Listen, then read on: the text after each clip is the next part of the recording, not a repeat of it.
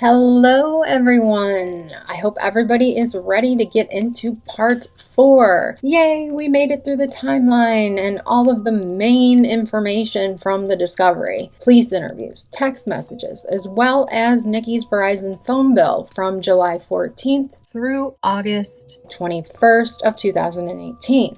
I, of course, gave my opinion throughout each of those timeline videos as well, but as Tammy Lee said, we are not finished yet. Unlike law enforcement, we don't answer to a DA. Much like private investigators, we're able to look into cases however we choose. And Nikki's phone records listed within Discovery go all the way through September 14th, 2018. I first considered this part of her phone bill to be completely useless, but as I was going through and highlighting who Nikki was in communication with, I realized that there was a lot left to be looked at with regard to her remaining Verizon phone bill, because like I said at the end of the last video, we have them. So why not? But like I just said, I also think who she communicated with after Chris's confession can potentially be telling. Part 5, we will also be going through some remaining records as well as other people on them. In this video, I'm going to introduce a new individual to you guys that we haven't talked about before. There are a few people that Nikki was in communication with that I will be bringing up moving forward, and we'll be using the remainder of Nikki's phone records to do that. We went through a majority of her phone calls throughout the timeline, but after continuing the Verizon records, I noticed some things. We could easily pick up on the pattern of phone calls between Chris and Jim. Someone even went and highlighted all of the Jim calls in yellow and all of the Chris calls in blue a while back, just to show how strange it was. The reason everyone has found it strange is because allegedly, according to Nicole Kessinger, Chris and Jim did not know each other at all.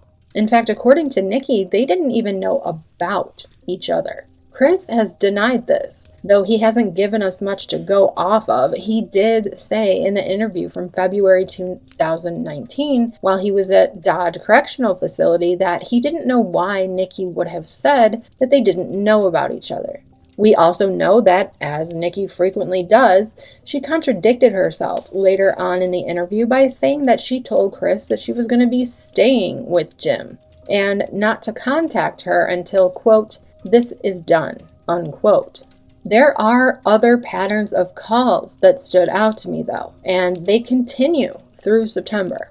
Keep in mind that Detective Prill was working on the case. He began his investigation of this case, specifically the phone data of all the cell phones, on October 18th, 2018, and he turned in his final report on October 30th of 2018.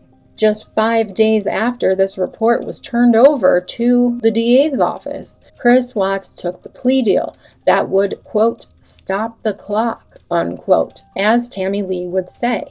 It is my opinion that Detective Michael Prill's report was shown to Chris Watts and used in the, well, I'll just say persuasion because I don't want to say coercion, though that is the first word that comes to mind, in getting him to sign the plea deal. The reason I believe this and have this opinion is because of what was discovered in Michael Prill's report. Let me remind you what that was. Now, you can pause to read this narrative in full. I have highlighted all of the important stuff, or the stuff I consider to be important, but I'm just going to give you the parts that hold the most relevance to why I have the opinion that I have. So here it says, Agent Darren Ford conducted logical extractions of data from these phones. In conversations with Ford, he advised the Northern Colorado Forensic Laboratory does not possess technology to perform physical data extractions from Apple devices. Thus, I discovered the extracted data is not inclusive of all data stored amongst the assorted applications within a given device, nor does activity involving those applications necessarily reflect in the data extracted. He goes on to say, for example, Watts had a secret calculator application uploaded to his personal phone, which is item 41, This application, by all appearances, is an operable calculator. When the user enters a secret passcode, the application reveals its true purpose: a concealed storage device for photographs, videos, contacts, and even a private browser. In mid-July of 2018, Watts began transferring images from his camera application into the secret calculator application. This activity is not reflected within the phone's timeline. Locating those transferred images proved challenging and was predicated on mere curiosity. So basically, he was like, what is this? What is a secret calculator? And he ends up looking, and he ends up finding things. He goes on to say, I searched through the images stored within the data files featured in the Cellbrite report for item 41. Locating an image not highlighted in the timeline, I reviewed the path within the file information and noticed it included the words secret calculator. Using the find feature, I searched the 12,000 images stored in the phone's memory using the keyword secret calculator. Can I repeat that? 12,000 images stored in the phone's memory using the keyword secret calculator. Chris Watts had 12,000 images stored in the secret calculator. I located a vast collection of images otherwise undetected during my review that are stored within this application. Yeah, I'd say so, a vast collection. And this is the part that I really want you to hear, okay? In the near future, a follow-up warrant will be sought to manually search through this phone and access the secret calculator.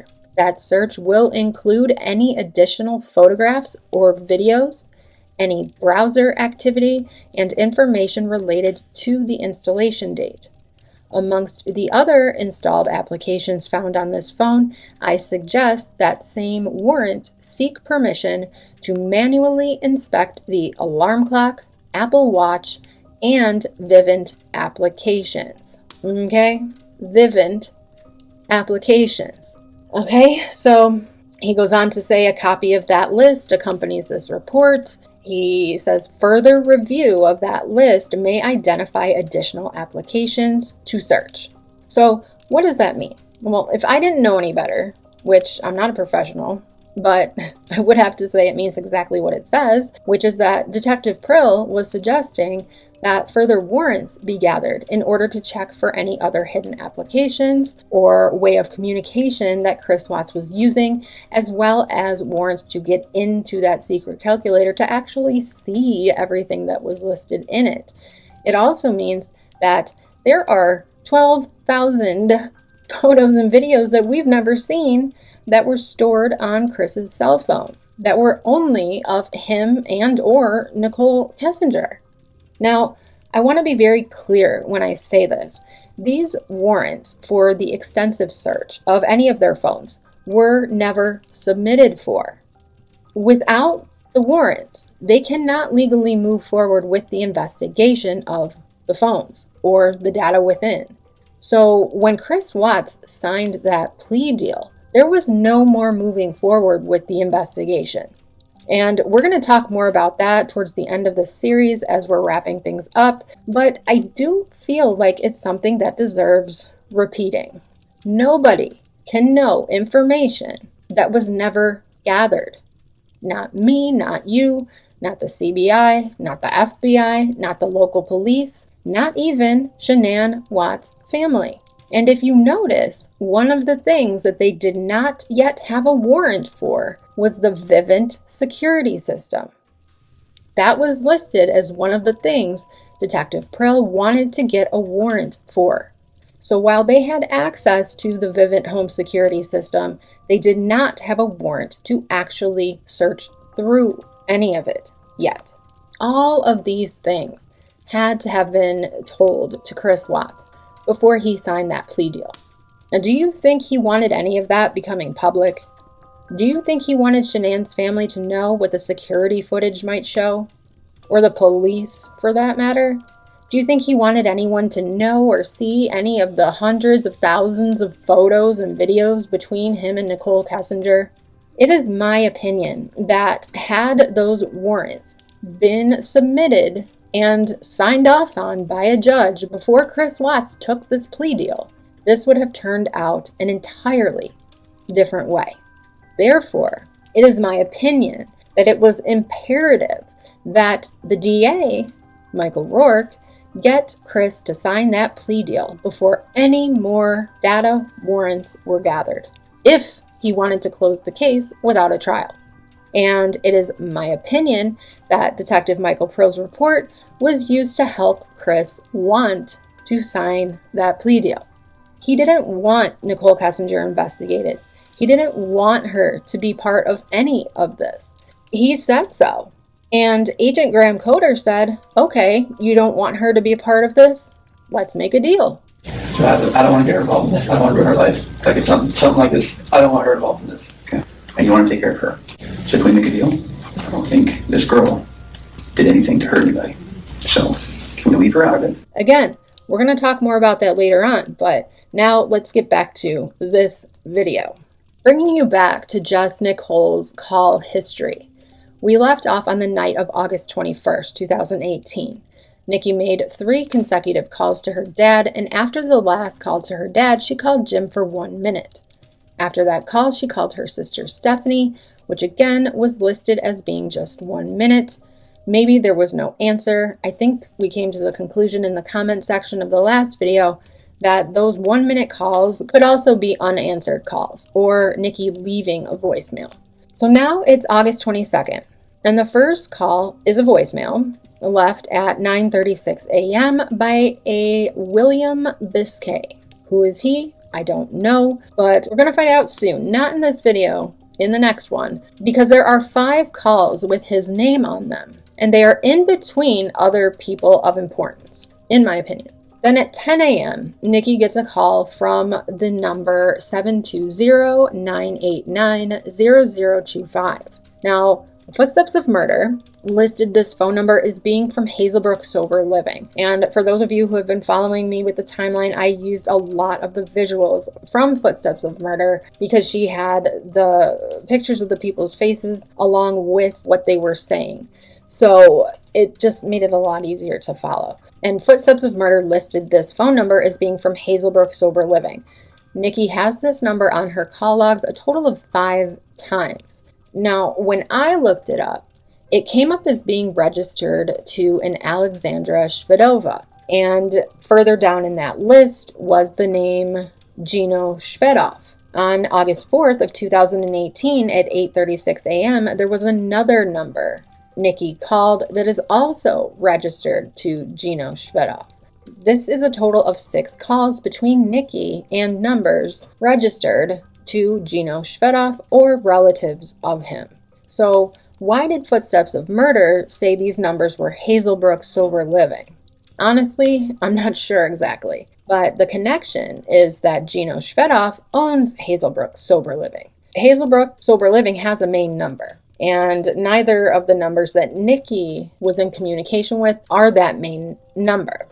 At this point, you guys are probably thinking, oh my God, woman, what are you even talking about now? Why does this even matter? Well, maybe it doesn't matter, but also maybe it does. And because this is a deep dive and no one else is talking about it, I figured, why not? Let me look into it, be thorough. So first I had to figure out who this guy even was. The first bit of information that came up was his MMA stuff. Yes, ladies and gentlemen, meet Gino Shvedov, aka the Russian Concussion. Not kidding, as you can see here. Now, I personally don't follow Ultimate Fighting at all. So I don't know how good he is, but these are his stats in case you're interested. I don't know if this means he's good or bad or mediocre when it comes to the MMA world, but I would not want to be on his bad side, except I probably will be after this video. But as always, I will try to be fair. Facts should not be considered offensive. My opinion, however, might be, but again, who the hell am I even anyway, right? And I do have to say, Gino's doing far better off financially in life than I am, that's for sure. So let's talk about this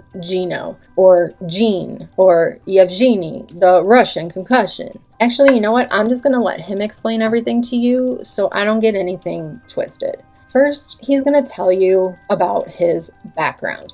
Now, I have 2 separate interviews. One of them is from in Wyoming. He had a fight and they interviewed him after that fight. So one of them is from that, and the other one is from the Mile High podcast in Denver, which is a sobriety podcast. How you doing today, Gino? I'm doing good, man. I'm doing good. It's good. So tell me about your life growing up. What was life like for you? Yeah. So, I moved here from Russia. My family came out here from Russia when I was a young kid. Long story short, growing up, I ended up getting in a lot of trouble. I think like a lot of kids, just trying to find my way. Was kind of misguided. I ended up getting in a lot of trouble, man. Getting involved with the wrong people. Getting involved with drugs, alcohol. Things got really bad. Not sure why, but I thought that's the kind of life I wanted to live, and the consequences I found out weren't really what I wanted. I followed that rainbow to the end, and really there was no pot of gold. So had to make some adjustments. Spent a lot of time in prison because of my consequences of my actions. It's a lot of bad stuff, man. A lot of bad stuff I went through, and thanks to God, I was able to make it out of that, and I'm blessed to be able to pursue a different kind of life now. I should also tell you that Gino went to high school at Eagle Crest High School in Aurora, Colorado, which also happens to be the same high school as Nicole Kessinger. They are also the same age and same graduation year listed, which was 2006. It's crazy, man. It's crazy. A lot of people, like you said, don't make it out and aren't able to change their life around. So I'm super, super blessed, and try to take advantage of that opportunity that's been given to me and the grace that's been showed to me, and try to make the most of it for sure. Like I said, I had a rough past with addiction, getting in trouble, a lot of stuff like that, and I'm not ashamed of it. I don't try to hide it. In fact, I believe it was meant to happen, and I use that opportunity to help other people. Now, some people may beg to differ with me here, but like Gino, Nikki also had a troubled past. We went over it in one of the first videos that I did on this case before the timeline. And we even talked about an alleged stabbing incident that took place during Nikki's high school years. Her history doesn't say anything about drugs, just alcohol, and it doesn't appear she ever had any consequences for her actions, unlike Gino, whose alcohol consumption eventually ended up with him in jail, and he then moved on to harder drugs and ended up in prison a few times. When Gino got out of prison in 2016, despite still using while behind bars, he had an idea that would eventually end up making him a millionaire. His idea was to purchase homes to use as sober living houses. We operate Hazelbrook Sober Living Homes and Recovery, which is a recovery organization. We help lots and lots of people that struggle with the same thing, that are in recovery, they're getting out of prison, getting out of jail, treatment, whatever.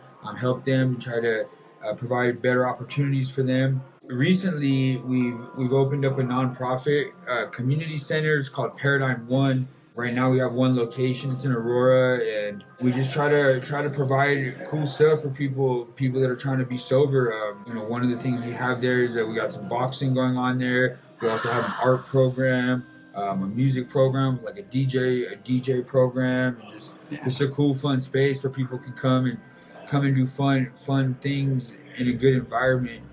There's a lot of stuff out there, but at the end of the day, the reason why we did it and why we got high and got into that lifestyle is because it was fun. It gave us a sense of community, a sense of belonging, and so I think there's lots of ways to do that in a positive way. And it's always been a dream of mine to be able to utilize, my passion for fighting and for fitness. Like that's honestly such a huge part of my success in life. Like coming to the gym here, like it's more than just a sport to me. It's literally like this is what helps keep me out of trouble, keep me sober. So I know it can work for other people as well. So we just kind of went out on a limb and just created this thing, and we just opened it up in January, and we're working hard to grow it and need grants and all that stuff. But I think it'll definitely take off. We're hoping to open up other locations too around the state, and Yeah, I think it'll be a great addition to the recovery community for sure. Did you ever see yourself being the executive director of such an important nonprofit? Honestly, no, man. Like, I didn't even think that I would be doing anything in a nonprofit way. Like, that whole realm is completely new to me. And yeah, just being an executive director of anything, let alone two organizations, is it's crazy. It is almost surreal to me. Um, but it's a blessing, man. It's amazing to be able to give back like that, and I love it. I'm super grateful. I just try to be the best steward of that as possible. And when you listen to Gino tell the story, you can't help but to think this is a guy who's turning his struggles with drugs and alcohol into a legacy by helping others who are exactly where he was back in 2016, getting out of prison with nowhere to turn, not knowing how or if he would be able to remain sober. His idea was going to be a saving grace for many who had nowhere to go and no one to help them get out of their dangerous pattern of drug use and self-destructive ways of thinking. If you or someone you love has ever been in the throes of addiction, you'll understand. If not, count yourself fortunate. Addiction is not always a conscious choice. Sometimes it is, yes, but not always. Here's another interview with Gino, specifically talking about his story and Hazelbrook Sober Living and its mission. This one is from the Mile High podcast. All right, we're live. I'm Bryce Hancock. This is Mile High Recovery Chat, and I'm here with Gino Shvedov. Hey, what's up? What's up, Bryce? Did I pronounce it right? Yeah, it's perfect. Right. So I don't know your story. I met you. Allison Harden said, hey, there's this guy, Gene. You were Gene back then. Yeah, I still am. Everyone just calls me Gino. I don't know. Okay, you're still in my phone is Gene Hazelbrook. Yeah. And she said he's starting a sober living, and he could maybe use a little, I don't know, direction or advice. Remember? And I came out and I saw your house and I met you. Yeah, and, for sure. I want to know about you. You're Russian. Yep. Okay, and so you moved here when? So I was like 3.5. So it was 1991, I believe, back when Russia was like right at the very end of like all the communist stuff going on, and my family was just really trying to get out of that. Like it sucked. Somehow we just ended up in Colorado. So you moved here with your parents. Yep. One thing I do know about you is that at some point you got into drugs. Yeah, definitely. Okay. What was that? I don't know. Honestly, like, I don't know if, being like an immigrant, maybe that had something to do with it. In retrospect, man, I realized I had a lot of, issues, like social issues, man. It was probably like just finding who I was, with identity, fitting in.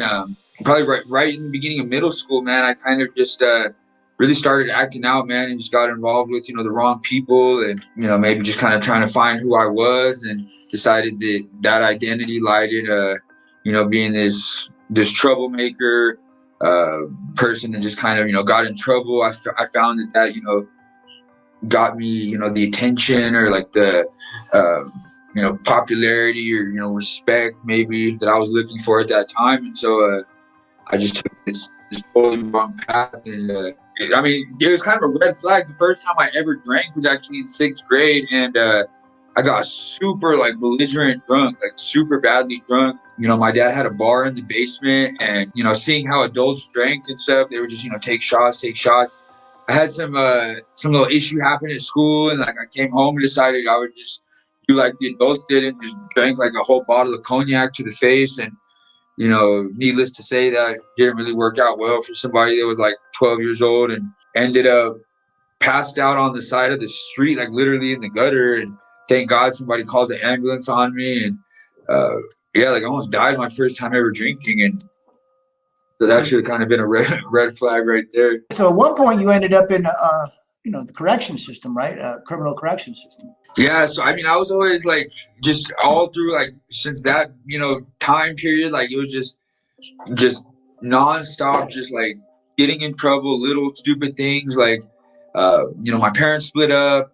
I was rebelling. I was trying to find who I was, like trying to find my own kind of like way, identity. Yeah, your identity. Yeah, like my manhood, I guess, whatever you want to call it, and just constantly getting in trouble, and it was like just always little things. It wasn't like anything crazy, like just a bunch of little stuff all the time, and it kept adding up. And my mom, bless her heart, she's an amazing woman who loves me so much, but she would always have my back. Like that's just kind of, that's another kind of Russian thing. Like Russian parents, like they always have their kids back, like no matter what. Like it doesn't matter if the cops are involved. Like they'll lie to the cops. They'll get you out of jail. Like it's just kind of like a culture. I'm sure. I mean, it's not just Russian, but like it's definitely like how it is, with Russian families. So she would always get me out of trouble. And so I just continue to get in more and more trouble. And long story short, without going into all the boring details of like all the crazy stuff I did. I mean, it was just so much shit, man. Like I put my mom through so much hell as a kid. I was always a smart and talented guy. Like, not to like toot my own horn, but like in school I did really well. Like I excelled when I applied myself. In sports I excelled, but I was just, an alcoholic and a drug addict, like a lot of us are. We have we're very smart people a lot of the time, very talented, but sometimes too smart for our own good. So she was always pushing me to stay in school, pushing me to go to college. I was like, got through most of college, but it just kept getting worse and worse and worse, and kept getting like more probation, violating probation, this and that, until finally, like, it just got so bad. Like the judges kept like giving me chances, and finally got me, like I got on intensive supervision probation. And now, he looks a lot happier in this interview, much more personable. He says he moved to the U.S. from Russia in 1991 when he was 3.5 years old. Around middle school age, 6th grade, is when he began experimenting with alcohol before eventually using drugs and getting into all sorts of trouble. He talks about his mother being his biggest support person here, and that it is a Russian thing for the mothers to even lie to the cops to protect their kids. He says she would always get him out of trouble, which enabled him to get into even more trouble as an adult. And I said the same thing about Nicole. I mean, if you never have to face any consequences, real consequences for your actions as a kid, what kind of adult are you going to grow up to be? Right? Gino speaks a lot about loopholes that he found that enabled him to continue to drink and do drugs even while on probation and not get caught. It was always drinking was always my big thing, and then they'd even put me on those like scram units where like they'd have an ankle monitor to test you for alcohol, and I would do the craziest things, like you try to put like a piece of bologna in the scram unit so you can, like for real, so you can drink and stuff, and like I heard about that. Like all these just crazy like things I would do, man. It's just so insane to think about, just so I could get higher drunk. And then I don't know, one time I was on the scram unit. I remember I met somebody and they got me on some harder drugs. Like I got into like the whole upper scene, got into messing around. Like I was messing around with coke already here and there, but then I got some meth introduced into my life, man. And that's when things just went real bad, real fast. Yeah. That drug is no joke for sure. Real weird, real fast, man. And and then I just, finally just I got like the judges were done with me. They're like, look, man, like I know you're trying to go to school, like you're a good guy. You say you're a good guy, but you're just like, you won't stop. He specifically talks about a scram unit. Now, this is a monitor that you wear around your ankle, and it detects whether or not you drink alcohol. He said while wearing that bracelet is when he ended up experimenting with harder drugs. The scram monitor only recognizes alcohol, so you can't drink alcohol. You also cannot remove it or tamper with it. Similar to a house arrest, home monitoring, ankle monitor, if you tamper with it or cut it, they know, and off to jail you go, right? It's the same kind of deal. And I'll tell you one thing I know for a fact, though. If an addict wants to get high, they will find a way. The consequences are not important. They'll deal with that bullshit later. The high is the most important thing, and that goes for alcohol as well. It's not just mental, it's physical as well, and it is extremely difficult to get out of that cycle. So, I got a little prison sentence, a little 2-year prison sentence, and I was like, oh, this is cool. Like I'm a thug now. I'm a real thug. Like this is like a rite of passage almost. Like for real. Like you would have thought that would kind of be like the end of it, but that was just really the beginning. Like I went to prison the first time, and like I thought I was doing some things. I thought I was like tough, and I was this like drug dealer thug person. I went to prison. I was like, wow, these dudes are like doing it on a whole nother level. So I was like inspired by that to, do more stuff. So you were inspired to become like more of a criminal? Yeah. So like I got got even worse. Like I went back to prison like 3 more times after that, because like I kept getting out on parole, and like once you're on parole, they're like immediately like anything you do wrong, you're immediately going back. For anybody listening, the only once you're in trouble and you're on UAs, the only way to beat it is to not do it. You can't beat it. Like you literally can't beat it forever. You might beat it a couple times, and that makes it worse. That makes you cocky, right? I don't know. For me, it was just, I don't know. It's all a game. Like I just wasn't taking it seriously. Like I just thought that this is cool. Like I'm over here, selling drugs, being like this, I had like these delusions. I was being like some drug kingpin person. Like it was just crazy. But yeah, man, long story short, like I just kept messing around, getting involved in how it is, man. When you start messing around with those serious drugs and those people in that lifestyle, things progress real quick. And next thing you know, man, I'm sitting in a prison cell, and I just got caught up on a case in prison. I was already in prison. I got caught up on another like really serious case in there where I got caught up with like a bunch of dope when I was in prison, and like shit was getting real serious. Like I was looking at some real serious time. Like I was like had like numerous felonies, and like I'm looking at some real serious time, all because like I'm so badly addicted. And I remember I was locked up. I was in the hole because I just got caught up on this this situation, and like I don't know. I was sitting there, and they took everything from me. I was like broken, literally, like just mentally broken, and it just clicked to me. I was like, holy shit! And I was like, it was so funny because I'm like running around the pod in jail. Like after this, like after they let me out the hole, it was like 30 days later. I'm running around telling everybody about this, and they're just looking at me like, what the fuck? Like, you're talking about that, like the surrender, the experience, the spiritual experience, like that internal shift where you wake up, right? And it's like what you thought your life was, you were all wrong. Yeah, it was like, to me, it was like the most amazing revolutionary like thing. People are like, dude, what the fuck is wrong with you? You've been in that hole way too long. Like they're like, you lost your mind. You got out, and I know you work for Hazelbrook. You're not an owner though, right?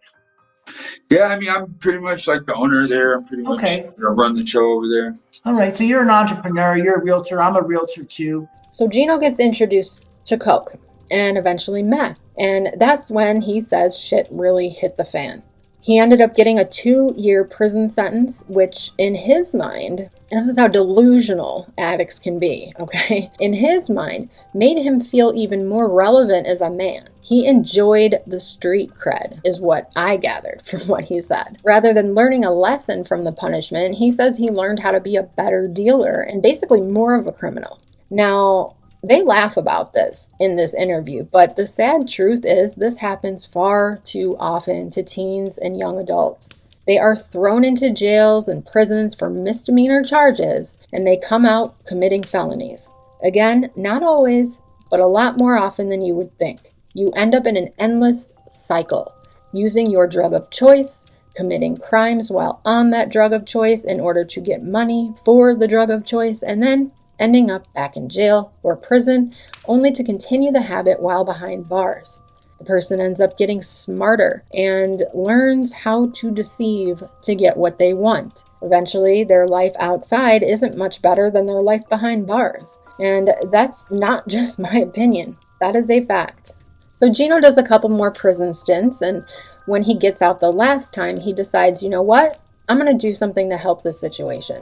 Because putting an addict back out on the streets with zero support system is not going to keep them sober, which in turn isn't going to keep them from coming back to jail at some point or dying, right? It is my opinion that Gino's vision and eventual execution of this vision saves lives, not just from death, but from living in the cycle of crime and addiction, which is really no way to live at all. But here's where we're going to take a little left turn, because I came across an article that was written by a man named Ben Marcus. This article is titled "Cash for Caring: Unlicensed and Inexperienced Providers Take on Mental Health and Drug Addiction in Denver." Now, before we get into that article, I do want to say that it is my opinion that if you've set out to help other people using your own experience, strength, and hope that got you sober, I don't really see anything wrong with that. There are anonymous meetings of all sorts for all different types of addictions that are run by other addicts who are unlicensed. And these programs have been helping people stay sober for hundreds of years.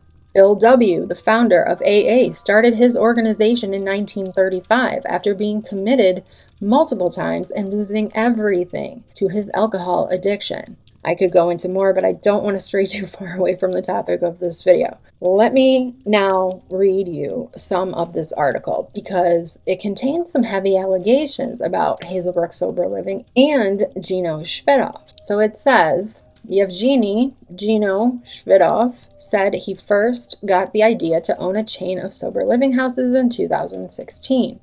At the time, he just as easily could have been living in one. Shvedov, 36, he's 37 now, a mixed martial arts fighter known as the Russian Concussion, may not have been ready to get sober.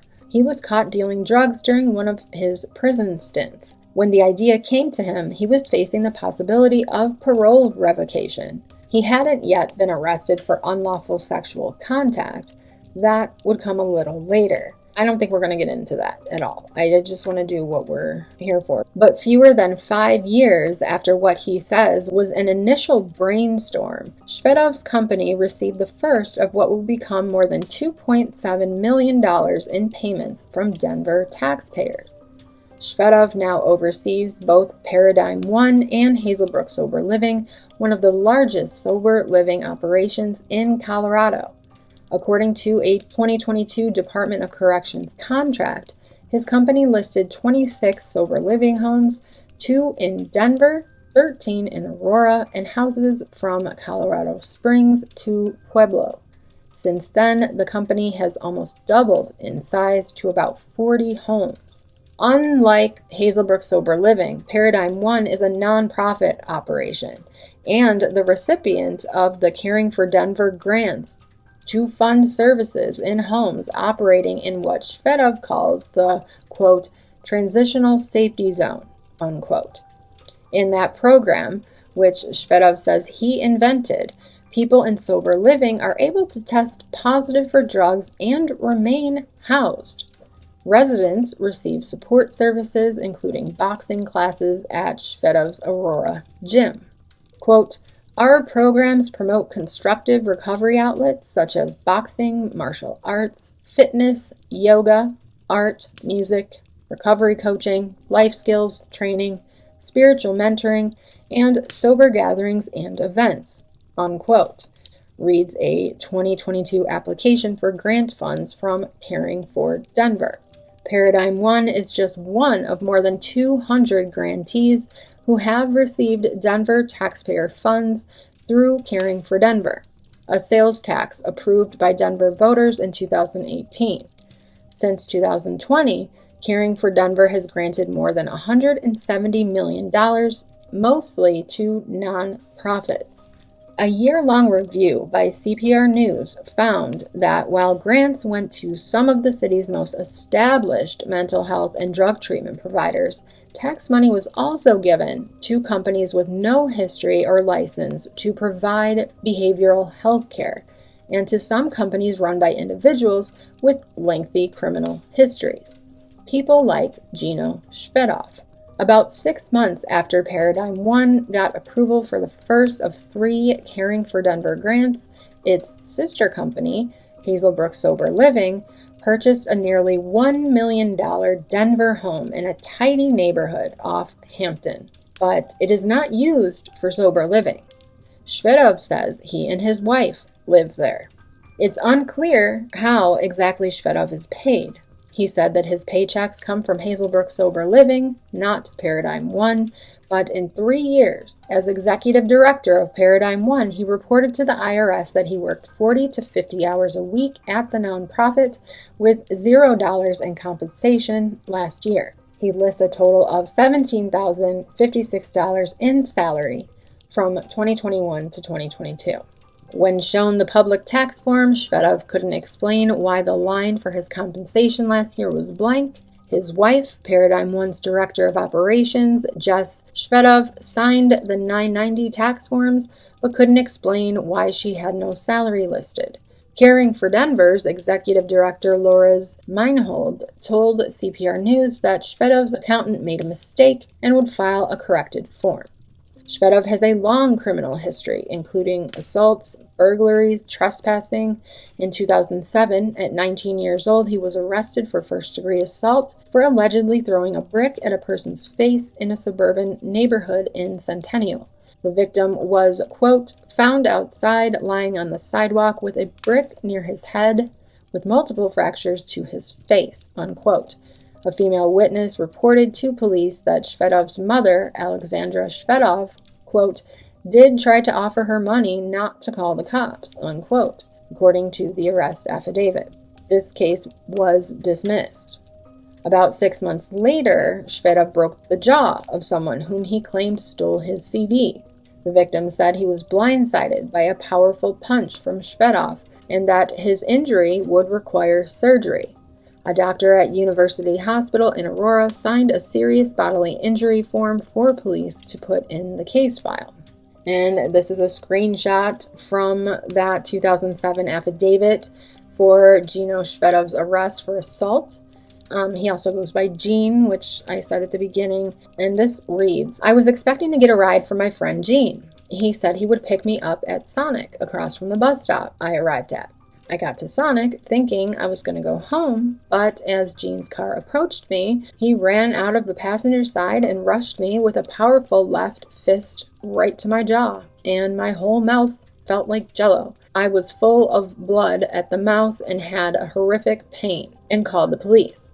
I later arrived at the hospital and I had to get several x-rays and CAT scans to confirm that Gene had broken my jaw. Arrests and convictions followed for assault, a domestic violence protection order violation, trespassing, and drug distribution. Shvedov racked up 14 violations in prison for violence, gambling, and drug dealing, according to a 2016 pre-sentence report. In 2017, he was on parole when he was arrested for a misdemeanor for sexual contact, no consent, against a woman in Denver who also works in the sober living industry. Now, he maintains that charge was the result of a false accusation. He was acquitted by a jury about 2 months before Caring for Denver began collecting signatures for their ballot measure in 2018.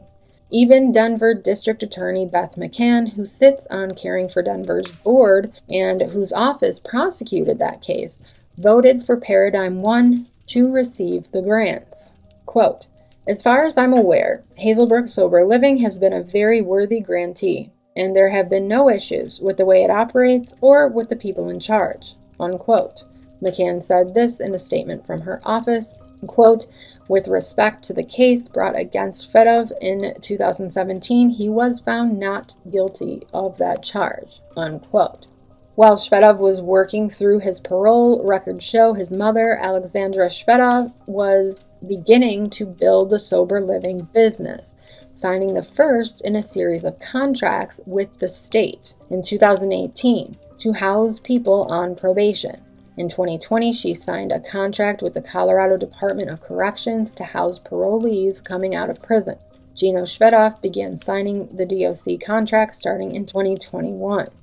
Gino Shvedov dismisses the unlawful sexual contact case as an attempt to smear his name, but he readily admits the rest of his long criminal history and blames substance abuse. A tattoo running the length of his forearm says, quote, let the past create the future, unquote.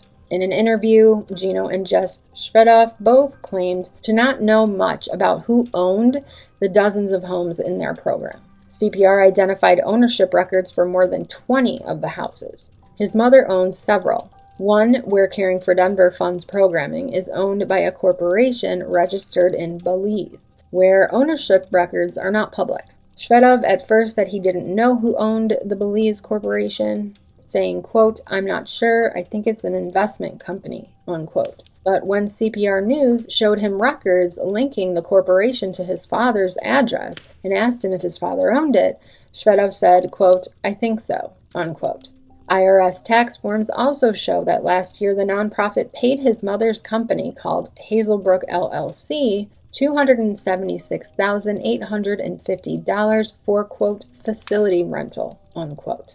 You have kind of a tangled web of transactions between influential people in the organization and family members and properties owned by family members, said Professor Brian Mittendorf, an expert in nonprofit accounting at Ohio State University.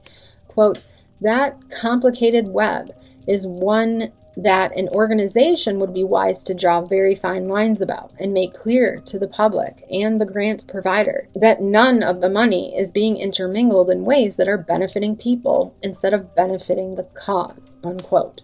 Shvedov's business network has become increasingly complex this year. Shvedov registered several new for-profits in 2024, Hazelbrook Franchise LLC, Hazelbrook Metro LLC, Oakwood Behavioral Health LLC, which operates under the trade name Hazelbrook Behavioral Health, according to Secretary of State business records. In a text message, Shvedov said everything he and his companies do is above board. The funding that Caring for Denver provides is received by a fiscal sponsor, and then, when dispersed to our organization, is highly monitored and accounted for on multiple levels, including internal financial specialists, third-party financial audits, a fiscal sponsor, Caring for Denver, and a board of directors, he wrote in a response to questions.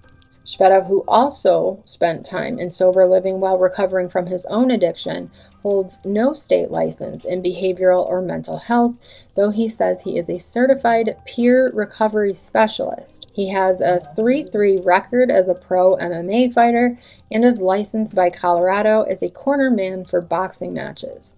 Shvedov says his program is highly effective at getting people off drugs. Quote, "We have a very large number of successes that have been able to maintain 90 days plus of sustained sobriety," unquote, said Shvedov in an interview with CPR News. Quote, "Which not only is incredibly impactful in those individuals' lives, but as far as saving the city of Denver money, it saves tons and tons of money," unquote. He admitted, though, that it's largely unknown what happens after those 3 months. Quote, "After they leave our care, it's difficult to track a lot of times. If they're gone, we do try to stay in touch," Shvedov said. "We do have an alumni program where we try to stay in touch with individuals, but it is hard to stay in touch with people if they're gone. We do our best," unquote. Jess Shvedov added that Caring for Denver is more thorough than other grantors. Quote, "I have probably more follow-up meetings with them than I do any other grantors to talk about where we are, who's being served, what are the outcomes of this," unquote. Gino Shvedov declined to answer further questions or provide any documentation to CPR News. Caring for Denver and its board chair state representative, Leslie Herod, both emphasized that Colorado's Behavioral Health Administration also awarded grant money to Paradigm One. BHA provided the full file to CPR News, including some score sheets showing Paradigm One had one of the highest scores among grants that cycle. So what does all of this mean? I mean, honestly, that there may be some shadiness within the companies. It also shows ties to government entities in Colorado. I think if they're helping to clean up the streets of Denver and its surrounding areas, that may make them important enough to protect. They may be pretty smart on how to get away with some things, and just speculation, of course. I feel like I'm reaching with that theory at this point, that this guy is so special that he'd be able to get a murderer out of being convicted. Okay, there are even more allegations on Reddit about Gino, and as I read within this article, it states the allegation that the residents of his sober living homes don't even have to test clean for drugs. So that would definitely be something new for sober living homes, Because in a usual sober living house, if a person fails a drug test, they're out. If drugs are found within a house, they're out. It begs the question of, are these really sober living homes or drug dens used to deal out of and house the dealers? I mean, maybe some are and others aren't. Who knows? But Gino most definitely has connections to substances by way of his residence, if not his own history with substance use and dealing substances, both in and out of prison. So what does this have to do with the Watts case? Well, there are specific times where Nikki and Gino are in communication. As you can see here on Monday, July 30th, 2018, there is a call to Chris Watts at 4:43 p.m. where Nikki leaves a voicemail. Then Chris calls her right back and they talk for 8 minutes. Immediately after that call with Chris ends, Nikki calls Gino and they talk for 22 minutes. Just after that call with Gino ends, Nikki leaves Chris another voicemail. 2 minutes later, Chris calls back and they speak for 39 minutes. Now, bear in mind, this is the day before Chris would leave for North Carolina to be with his family. We have also seen evidence that Shanann got extremely sick after Chris showed up to North Carolina. According to Shanann, she had felt a migraine coming on and Chris gave her what she thought was an over-the-counter pain tablet, but Chris says that it was an 80 milligram tablet of OxyContin. Where he got this large dose pill has always been a mystery. Chris even said that was one of the things that he will take to his grave, specifically where he got the oxy he used to attempt to cause Shanann to have a miscarriage in North Carolina. We have heard Frankie say that he found it strange in hindsight that Shanann got extremely ill after Chris arrived. He also said it was strange that Chris never got up to take care of Shanann when she was violently ill in the bathroom all night long. This is one of those things that we're never going to be able to prove happened 100%. But I do believe Chris when he says he did this, because I don't really understand why he would bring it up if he didn't do it. You know, there would be no reason for him to bring this up at all. It's also my opinion that that prescription was not one of Shanann's old prescriptions from surgery or any other reason. 80 milligrams is an extremely high dose of oxycodone. The OxyContin in particular is an extended release form of oxycodone meant for people with severe pain, such as the type of pain you would experience in the end stages of cancer. So, knowing what I know now, after researching Gino and all this stuff, it is my opinion that both Chris and Nikki did try to get oxy some other way first. I think. I don't know, but that's what I think. We have Chris making a Google search for oxycodone on Wednesday, July 18th, 2018. And then on Friday, July 20th of 2018, we have him looking for a CVS pharmacy, but not near his home, near Nikki's home. And this is the Friday before they go to Bandimere Speedway. So initially, I thought they found someone to actually prescribe it. It would have been very interesting to know if the police ever went to that CVS pharmacy to see if there was a prescription made out to either Chris Watts or Nicole Kessinger. But I'm sure it didn't ever happen. And even if it had, just because you have a doctor willing to fill a prescription, sometimes pharmacies won't give you that prescription. So it is now my opinion, and remember, this is just speculation because we will never know unless someone comes out and just admits to it, that they got that oxy from none other than the Russian concussion. Now, again, speculation, my opinion only. He may not have had a clue what it was going to be used for. I mean, likely he was like, okay, someone wants to party tonight, here you go. But he certainly knows the people who would be able to get it for him. If not, I mean, he certainly is in the area of expertise to be able to get something like that. Again, this is just speculation. And I want to say something else. Please, please, please do not go find this man online or anywhere else and show him any hate or harass him or his family in any way. I also encourage you to do your own research on this matter and form your own opinion on what to believe. Now, there are other people that we're going to get to that Nikki was in communication with that in my opinion, just isn't adding up to me. But for now, we're only looking at this one person. All right, moving on. So the next time we see communication between Nikki and Gino is on Saturday, August 4th, 2018. 7:34 a.m., Nikki calls her dad. They talk for 26 minutes. 8:36 a.m., Nikki calls Gino, and they have a quick 2-minute conversation.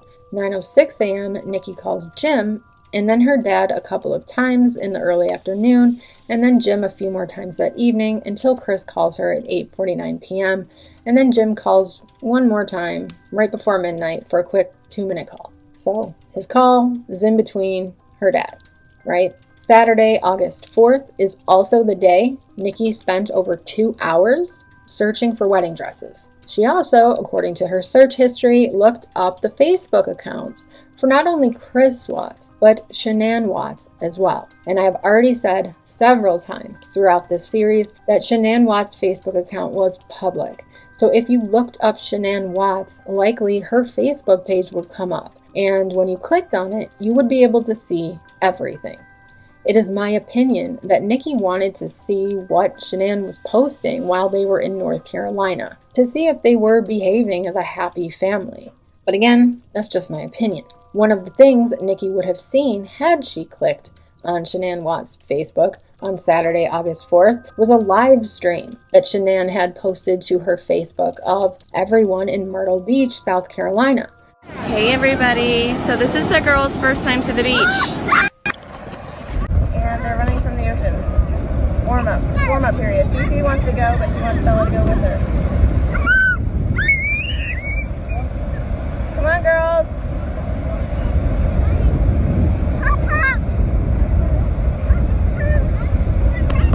The next communication with Gino was Friday, August 17th at 6:02 p.m. and they talked for 14 minutes. This call was after an 80-minute phone call to her friend Brittany, a 3-minute call from her mom. It is my opinion that Gino is someone that Nicole Kessinger considered to be a friend that she's sharing this situation with. He's being called in between family and or close friends. So that's why I have that opinion. Gino may have been someone who was giving her advice. We know he has a criminal history and probably knows a lot about protecting your rights. I don't know, just looks that way to me. Again, there are others that we will talk about in the next video. The next call is from Gino to Nikki, and it is on Wednesday, August 22nd, 2018. Now, this is the day after Chris Watts' indictment of the murder charges and the day before Nikki goes in with her 2 phones to turn the one over to Detective Kobach. And if you notice here, Gino calls Nikki at 10 a.m. for maybe 13 minutes, and then the very next call Nikki gets is from Detective Kobach. Coincidence? Maybe. This call with Detective Kobach is not recorded, along with 2 of the 3 calls from Detective Kobach the day before on the 21st of August. After this brief 7-minute call with Detective Kobach, Nikki calls her dad, likely not getting an answer. Her dad calls her back at 2:02 p.m. and they talk for 18 minutes. And then at 2:33 p.m., Detective Kobach calls Nikki for another unrecorded chat that lasts 10 minutes. Then Sunday, August 26, 2018, Gino calls Nikki for 7 minutes. Now I want to point out there are only 5 phone calls on Nikki's call log for August 26, 2018. And they are incoming calls from her dad and Gino and 2 outgoing calls to her sister. That's it. Again, it is making me think that Gino is a friend of hers and has been for quite some time now. And he's also definitely helping her through this issue, whether it just be an ear to listen, right? Or some advice. Tuesday, August 28th, 2018, Gino calls Nikki for what would appear to be the very last time, at least from these call logs for this number and from any numbers registered to Gino or his family. It is a 4-minute call to which Nikki's dad calls shortly after. They talk for 12 minutes and then Nikki calls her sister. There's no answer. Her sister calls back, and they then talk for 38 minutes. So, as you can see, the timing and placement of her communication with Gino is during very high stress times for Nikki. Was he simply an old friend and confidant who knew his way around the law?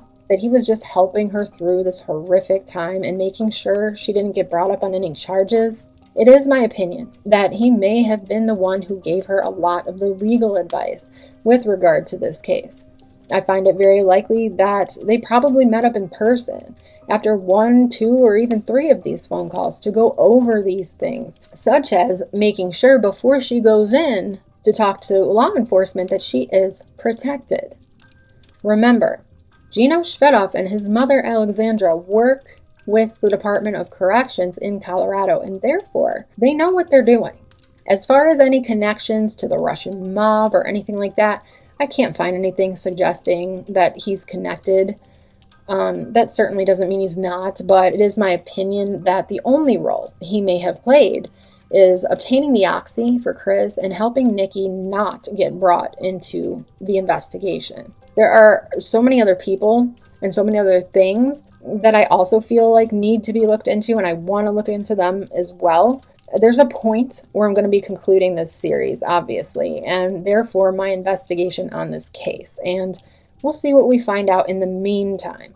But as of right now, I'm going to say that it is my opinion that Gino Shvedov did not play a role in any crime other than maybe selling the oxy. Again, if he just gave it to Nikki and she gave it to Chris, there really is no crime committed by Gino himself. Chris is the one who claimed to have drugged Shanann with the oxy, so he would be the one responsible for that crime regardless. And he won't say where he got it. And I'm not about to put a man on blast for committing a crime simply because he appears to be tightly tied to Nicole Kessinger and has a criminal history. The possible embezzling and or racketeering that may or may not be going on with regard to his business endeavors is not murder, though it would portray a criminal mind at work. It certainly would appear that if any of what he is being alleged of is true, that he feels he is above the law. And we already have witnessed Nikki showing those same signs of being above the law as well. Could it be through her connection with Gino Shvedov? There are still so many people commenting, even after all of these years, that Nikki's father was a cop. That is untrue. That is false information. Dwayne Kessinger is an engineer, a very established engineer. He is not a cop, nor was he ever. What his ties are exactly, I don't know. I've not specifically looked into him that deeply yet, but what I can say is the digging that I have done on Dwayne Kessinger has not come up with any links to law enforcement at all. That doesn't mean he doesn't have a friend that's a cop. I just can't find any links to anyone with regard to this case. Of course, like I said, that doesn't mean it doesn't exist. It just means I can't find it. But I do know for a fact he is not a cop. He never was a cop. And that is a fact. And I mentioned in a prior video that he was responsible for engineering portable respirators to be used during the pandemic, which may or may not have given him credibility within the Denver community. I mean, it's without a doubt that these respirators saved lives that would have been lost due to the shortage of respirators during the height of the pandemic. As for Gino, I also believe that in the eyes of Denver, Colorado, he is helping his community, and I think that goes a long way when it comes to respect from law enforcement in the area, as well as the Department of Corrections. But one more thing I feel I need to bring up before I leave you today. Just think of it as something to chew on and look into for yourselves between this video and the next one. There are some Reddit posts that strongly allege Gino may have had more to do with this case. Allegations that somewhat make sense, especially after learning what I learned in researching for this video that I just shared with you. According to this particular Reddit poster, the reason the discovery was redacted was to protect a third party. Now, I would automatically think the third party is Nicole Kessinger, right? We already know she came in for questioning as a protected witness, right? This poster has the opinion that the third party is Gino Shvedov. This opinion, from what I gather within the post, which you can pause to read in full, is because the phone records from July 14th through August 13th were redacted from the discovery. But as I have just shown you, Gino is still making calls to Nikki through the entire month of August, which means most of the communication between Nikki and Gino is after the murders and within the phone log that's still listed in discovery, the non-redacted call log. I just needed to add that in here because it didn't make sense the way I originally said it. I just want to make sure that you guys know that the redacted call logs were July 14th through August 13th, which is the day of the murders. The phone logs that are in there now are August 14th through September 14th or 13th. So most of the communication between Nikki and Gino happened in the call logs that we do still have. So that analogy doesn't really make sense, especially because the calls are from the same number. There's only one time that it's a different number, and they're both linked to him. But put a pin in that because we will circle back to it after going through more of the people that I've been hinting about this whole video. But the next thing this Redditor talks about is Gino being an MMA champion of the, quote, rear naked choke, unquote. Now, I already showed you Gino's stats at the beginning of this video, and taking a closer look back at those stats, you will in fact see that Gino had a win by using the rear naked choke hold. So what is this rear naked choke move exactly? Well, this is what I found when I searched the internet for it. The rear naked choke is a chokehold in martial arts applied from an opponent's back. The choke has two variations. In one version, the attacker's arm encircles the opponent's neck and then grabs their own biceps or shoulder on the other arm. In the second version, the attacker clasps their hands together instead after encircling the opponent's neck. Two recent studies have shown that the rear naked choke takes an average of 8.9 seconds to render an opponent unconscious, regardless of the grip that is used. That was from Wikipedia. And then there's this info that I found. The rear naked choke is the greatest attack in the no-gi jiu-jitsu arsenal because of the positioning it is initiated from, on the opponent's back, where they have zero effective means of attacking you. Spare the odd attempt at some kind of straight arm lock, which will rarely, if ever, work on an experienced grappler. But there are 1,000 ways of the fight transitioning into this final phase. The rear naked choke is a signature technique in jiu-jitsu that requires little strength to apply and is effective on opponents of all sizes, making it a great submission for smaller grapplers. As is the case with all effective submissions, the rear naked choke creates an anatomical mismatch. Specifically, it pits one person's arms against another person's neck. However, as opposed to other parts of the body, the neck is uniquely vulnerable to attack. An opponent can, for example, resist an armbar attempt by gripping his hands together and using strength to fight the attack. A rear naked choke, however, offers no such options. Once a rear naked choke is fully locked in, there is virtually no way to defend it. In addition to the rear naked choke's unique anatomical characteristics, its effectiveness stems from the position from which it is applied. Specifically, the rear naked choke is applied from the back mount, which is widely considered the strongest position due to the advantages it confers upon the person who attains it. This primary advantage of the back mount is that the person trapped in this position can't see his or her opponent. This allows the person who attains the position to launch attacks with little fear of retribution. Okay, so whether or not Gino was the quote-unquote champion of the rear naked choke, as this Redditor has called him, is debatable. But it is a move that not all MMA fighters can master, from what I have found so far. It's a move where smaller grapplers or featherweights can have the upper hand. The way you would get someone into this hold is by getting them from behind. Get your minds out of the gutter. Pay attention. This is important. I know I said that I'm going to be getting into the autopsies in a separate video, but we do know that despite the medical examiner calling it a thyroid bone, we were all thinking hyoid bone. And if that's what he meant by that, the hyoid bone was not listed as broken on Shanann Watts. And this I found strange, as did a lot of others who have been studying crime and murders and things like that.